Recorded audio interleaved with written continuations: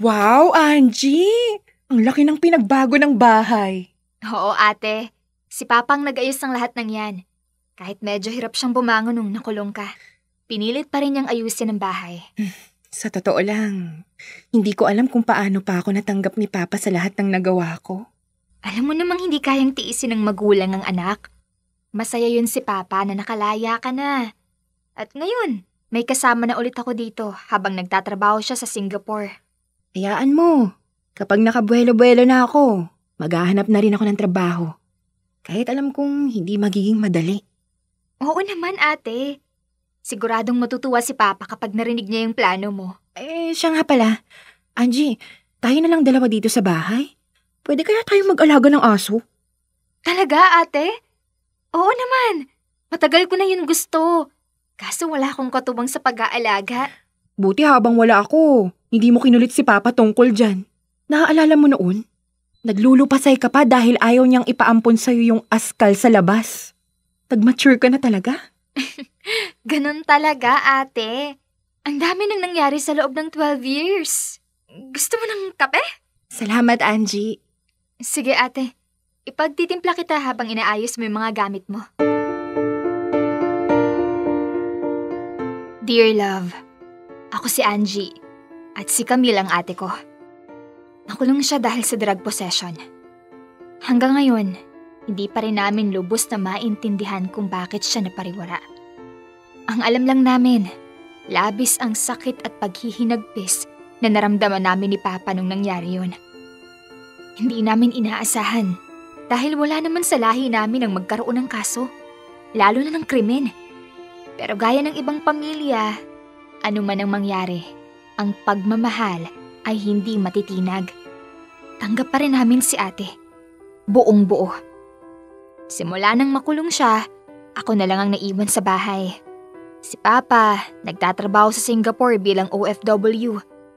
Halos mabaliw si Papa sa sakit at lungkot. Pero pinili niyang magpakatatag dahil ako na lang ang natitirang anak na nasa tabi niya. Ngayon, matapos ang maraming taon, masaya ako. Dahil sa wakas, magkakasama na ulit kami ni ate. May pagkakataon na ulit kaming magbanding.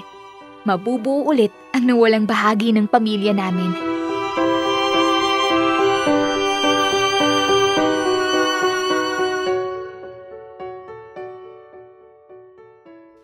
Hala, ang daming tissue na nagkalat dito. Ate? Gising ka na ba? Ano ba yon? Angie? Ate, anong oras na? Hindi ka pa nag-aalmusal. Hindi talaga ako sanay mag-almusal, Angie. Tanong ko lang. Sa'yo ba yung mga tissue na nagkalat sa baba? Sobrang dami kasi. Nasa tabi lang naman ng basurahan. Bakit hapon na lang, pwede ba? Ang tagal kong nawala sa bahay, hindi ko nakabisado lahat. Ganun ba? Pwede mo naman akong tanungin. Hindi rin naman kalakihan ng bahay, ate. Oo na, sige na. Sige na, Angie, mamaya na lang tayo mag-usap. Gusto ko pang matulog. Pwede ba yun? Katabi lang ng tisyong basurahan, hindi pa makita.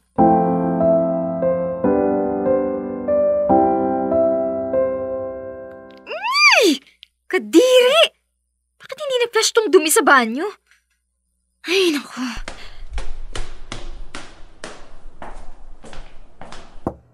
Ate Camille! Ate! Ate! Ano ba, Angie? Grabe ka naman makakatok. Dala mo lang tayo dito sa bahay, ate. Hindi mo man lang ba ma-flush yung dumi mo sa banyo? Ako pa talaga ang gagawa? Paano? May diferensya yung inidoro. Kaya hindi ako maka-flash. Di sana inayos mo man lang o sinabi mo sa akin. Pati ba naman yun, ako pa rin? Sinabi ko bang gawin mo? Di wag. Wag mong i-flash kung nandidiri ka.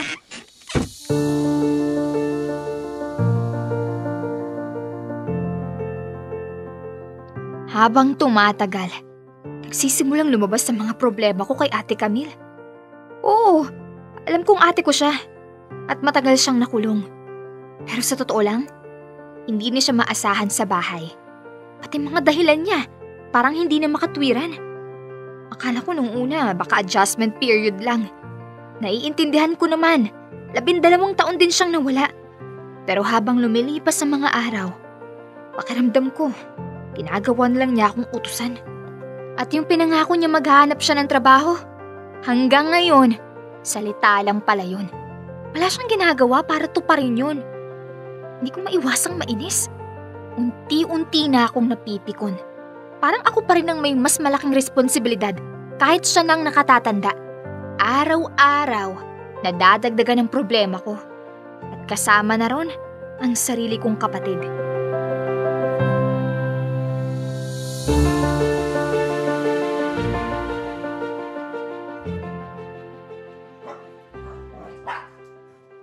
Hoy, Angie. Napakain mo na ba si Bruno? Aso mo yan, ate. Bakit ako magpapakain? At talagang sumasagot ka pa, ha? Baka nakakalimutan mo. Ako pa rin ang ate mo. Alam ko. Pero kahit pa, ikaw may gusto sa aso. Dapat ikaw ang responsable. Aso natin yan. Isa pa, mas sumusunod na nga sa'yo si Bruno. Hindi na nga lumalapit sa akin kahit ako ang amo. Paano lalapit? Tuwing naglalaro kayo, hinahampas mo. Sa totoo lang, hindi talaga magandang ideya na nag-alaga tayo. Lalo na kung hindi mo rin naman kayang panindigan. Dami mong satsat. Pakainin mo na lang yan, bago ako mapikon sa'yo. Baka pagbuhulin ko pa kayong dalawa. O sige, ikaw bahala. Hayaan mong mamatay ang aso kung tamad ka rin pala. Buisit.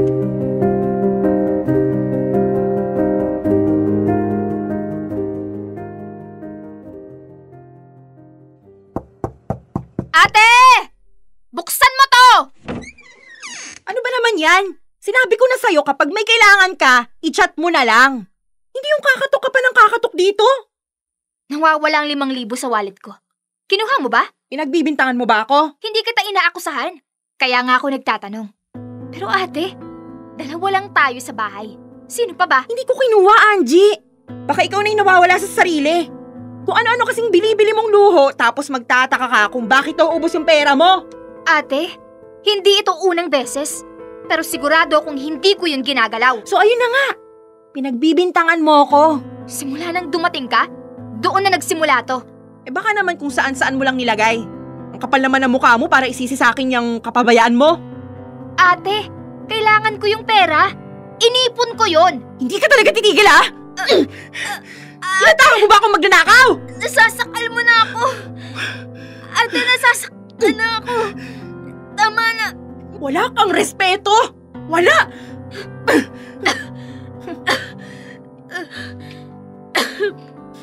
Pag pinagbintangan mo pa ako ulit, hindi lang yan ang aabutin mo.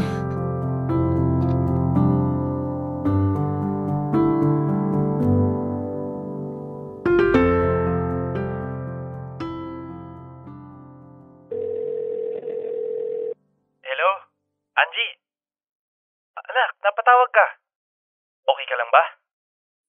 Pa, si Ate Camille po. Sinaktan niya ako. Ano? Angie, ano nangyari? Nasaan ka ngayon? Mabuti bang lagay mo? Nasa kwarto lang po ako. Pa, kinumpronta ko po siya kasi nawawala na po ako ng pera. Paulit-ulit. Tinanong ko siya, tapos bigla niya akong sinaktan. Sinakal niya po ako, pa. Anak, may ebidensya ba tayo na siya talaga ang kumuha? Wala ho akong nahuli. Pero pa, simula ho talaga nang dumating siya dito, doon na nagsimula. Hindi po to coincidence. Lahat ng gamit ko, wallet ko, lagi na lang may nawawala. Anak, naiintindihan kita. Sobra. Pero, ang hirap mag-akusa. Lalo na kung walang pruweba. Alam mong galing sa kulungan ng ate mo. Baka kaya mo lang iniisip na siya yun dahil sa nakaraan niya. Pa, kahit hindi siyang kumuha, iba pa rin po yung pananakit. Hindi naman po tama yun. Wala akong ginawang masama. Anak, pasensya ka na at wala ako dyan para protektahan ka. Pa, pagod na po ako. Akala ko magkakaroon ako ng kakampi sa bahay. Pero parang mas nadagdagan pa po yung pasan ko. Angie, alam kong mahirap. Pero baka nag-a-adjust pa ang ate mo. Masyado na siyang pinarusahan ng mundo, anak. Baka kailangan ka niya ngayon, kahit pa hindi niya masabi. Pa, hanggang kailan po ko magpapasensya kung ako naman ang nasasaktan?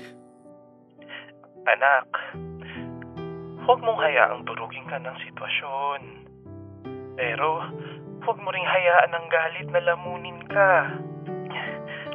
Ako ang bahala. Kakausapin ko ang ate mo. Pero sana, huwag mo siyang tuluyang talikuran. Okay po.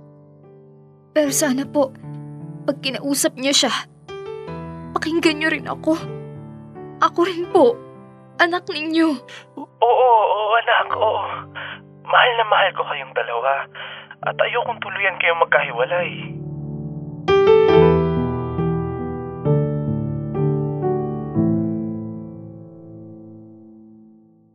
Nagsumbong ka kay Papa, ha? Galing mo, Angie. Talagang isinumbong mo pa ako sa kanya? Bakit, ate? Totoo naman, di ba? Sinaktan mo ako. Simulat sa pool, ako nang gumagawa ng lahat dito. Alam mo, baka nakakalimutan mo. Oo, nakulong ako. Pero hindi ako magnanakaw. At mas matanda pa rin ako sa'yo. Matanda ka nga, pero hindi ka nagpapakatanda. Hindi ka marunong maghugas ng plato, magligpit ng kalat mo, o magpakain sa sarili mong aso. Tapos ngayon, ako palalabasan ng galit. Huwag mo kong pagsabihan, Angie! Hindi mo alam pinagdadaanan ko! At ikaw, alam mo ba pinagdaanan ko habang wala ka? Ako yung naiwan.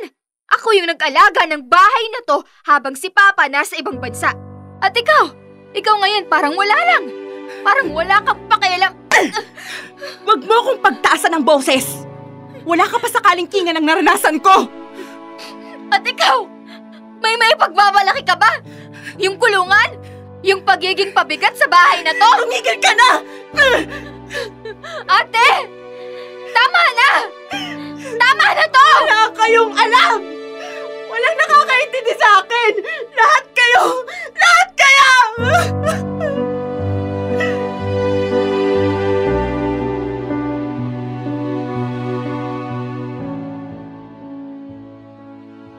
Hindi maganda ang kinalabasan ng usapan namin ni Ate Camille. Hindi kami nagkaintindihan at imbes na mamulat ang mata niya sa mga ginawa niyang mali, mas lalo lang siyang lumala. Nagdududa ako na baka gumagamit na naman siya ng droga. Pero wala akong matibay na ebidensya at ayokong isipin na ganoon nga. Hanggang isang araw, umuwi ako ng bahay. Pero pagpasok ko, nakita ko ang magulong paligid. Nagkalat ang mga basura at may mga bakas ng dugo sa sahig.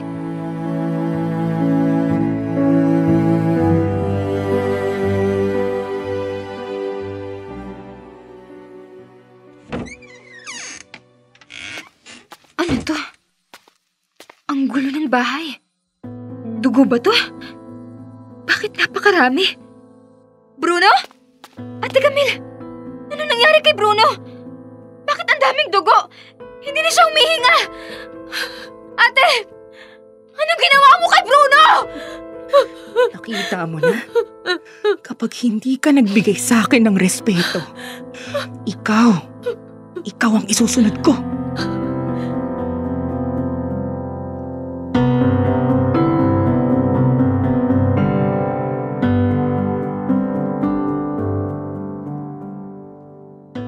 Dear love, nanginginig ako habang sinusulat ko to.